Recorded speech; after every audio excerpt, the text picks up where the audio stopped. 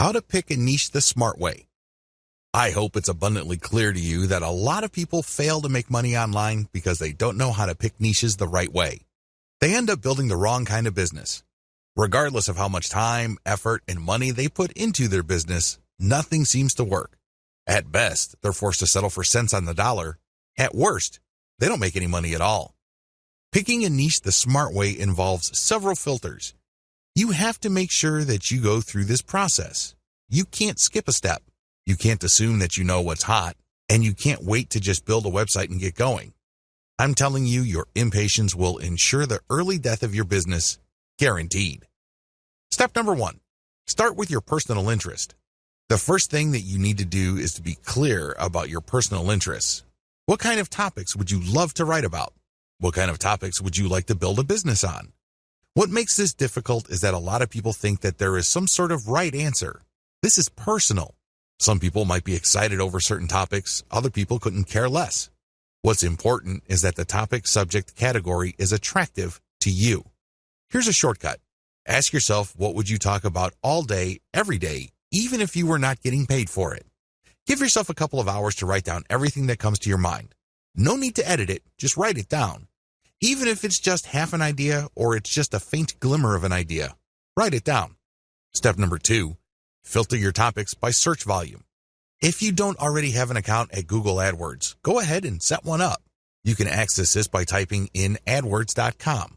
Log in with your existing Gmail account and set up an AdWords account.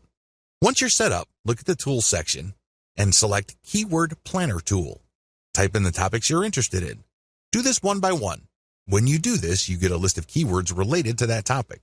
Look at those keywords' average monthly search volume. This is an indirect way of getting a rough idea of the overall demand level for those niches. Once you've found the keywords for one niche and have listed their search volume numbers, move on to the next keyword and then the next one after that. Once you have got the numbers for all these keywords, pick the niches that are in the middle. You don't want niches that have too much search volume because they most likely have a lot of competition. On the other hand, you don't want niches that have too little search volume. Step number 3, filter by commercial value. On Google's Keyword Planner tool, next to each keyword's expected monthly search volume is a dollar figure. This is the estimate AdWords gives you regarding how much advertisers will pay per click on ads that show that keyword. This gives you a rough idea of the commercial value of each niche. Again, line up the CPC value of the keywords, come up with an average, and then compare all the niches' average values. You should focus on niches that have a decent search value. We're talking at least $1 or more per click. Again, this is the average click value. Step number 4, filter by competition level. By this step, you have shortened your list quite a bit. The next step is to enter each of the keywords related to the niches that are still on your list into Google's main search box. When you do a search on Google, it will tell you how many websites ranked for that keyword. Take note of this. You will then see how many competitors you have on average per niche. With this information, eliminate niches on your list that have too much competition. Step number 5, filter your list by search trends. Finally, go to Google Trends and enter the keywords related to the remaining niches on your list. Look for a trend line that is going up or at least is flat with a slight tilt up.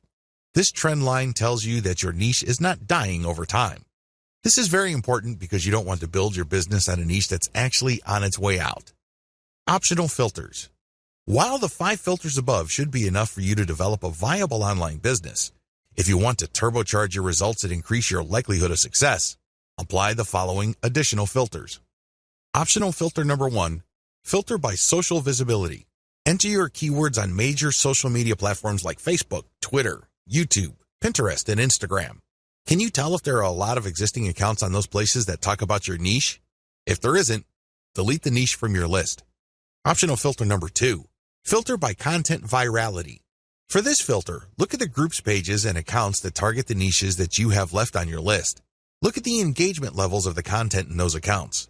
Does it seem like there's an organic, active community built around these niches? If the answer is yes, keep the niche. If the answer is no, you might want to get rid of that niche. Keep all these in mind because if at least the main 5 selection factors are present, there's a strong likelihood your business will be successful.